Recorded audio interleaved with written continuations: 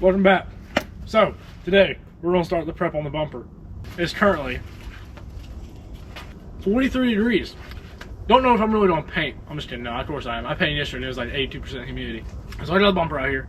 I need to take off the tabs. I cannot find my cutting wheels though for my grinder. So I don't know how we're going to do that. If you didn't watch the last video, which I doubt you did. Last video, we just went through the process of prepping the grill, and I painted started the prep on one of the bumper pieces. I asked for it. It's wrapped down. Like, I think it did good though. It looks a lot better than what it did, and that's what I was going for. Gotta cut these off, but I can't find my wheels, so I have to buy some more probably. Yeah, that's what we're gonna do. And this is stuff I was using right here. Just took this little paintbrush and spray it on, or put it on the bumper pieces. Let it sit for a second. We're gonna start applying some of the aircraft remover onto the powder and let it sit for a second, and then take the grinder wheel, or not the grinder wheel, but it's got a wire wheel on it. Just go across it, because I think this will be the most efficient way to get it off. Clean shade. I'm just gonna pour it on there actually.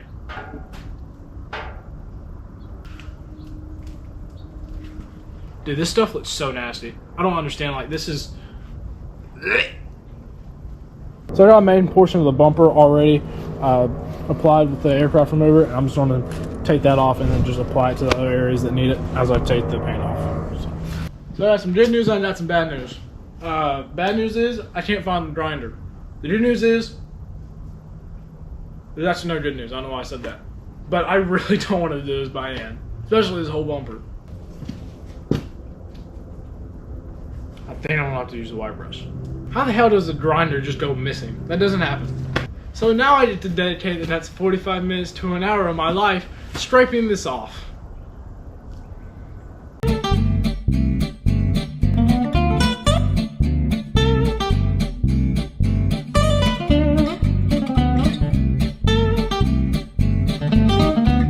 So found some steel wool. I wonder if this will take it off faster than the brush will.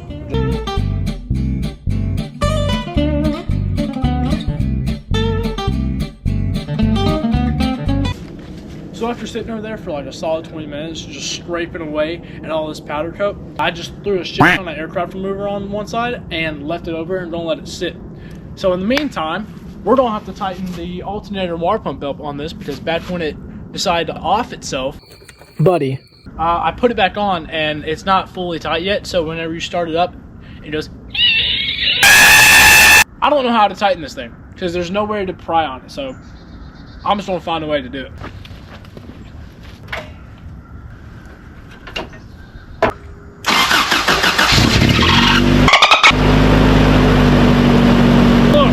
It did it start up. It didn't do that.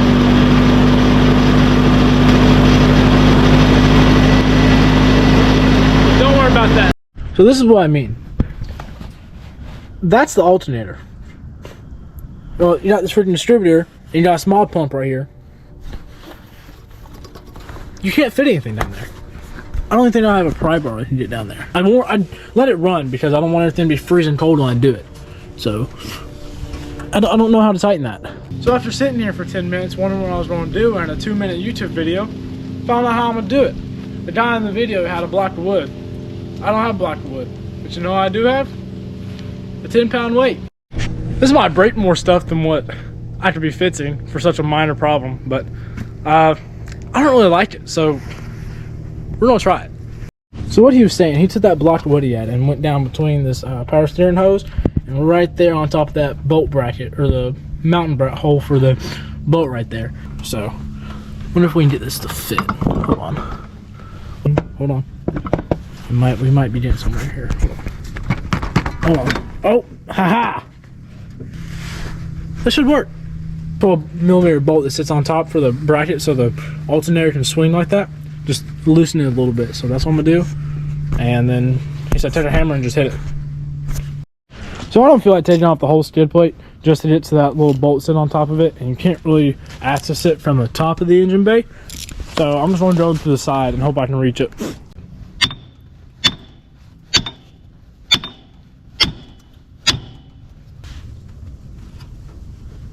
It's still ass. Damn. So if you remove the weight that you put down in there, you know, to help you put it on there, You can actually access that bolt from right here. So I threw it right there, and now I'm gonna have to loosen the bolt right here and put it back in. The bolt's not really tight in the first place, so that might be why.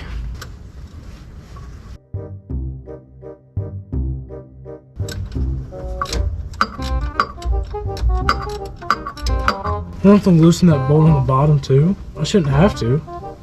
You're probably gonna have to. Oh, fucking do this. Was I'm taking the fucking skid plate off. Yeah, this is what I mean by it. There's a bolt right here. It sits underneath the alternator. And I think I tightened that way too much, so it doesn't give like any room to move anywhere. I just need to tighten the top one a lot.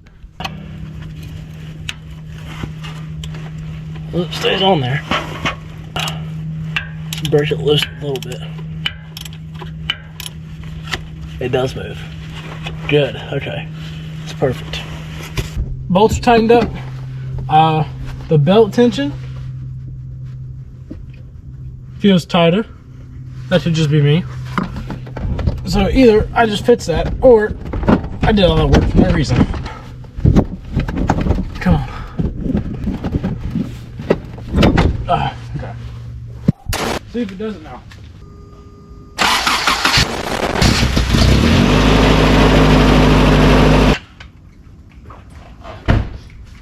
Problem solved.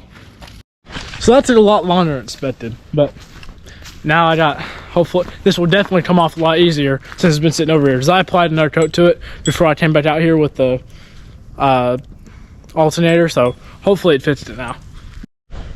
I'm gonna do the camera break because it's a little low on battery right now, but anyway, I'm gonna charge the camera for a bit and I'll get back to it and show you what I've done. But this is all the stuff we got.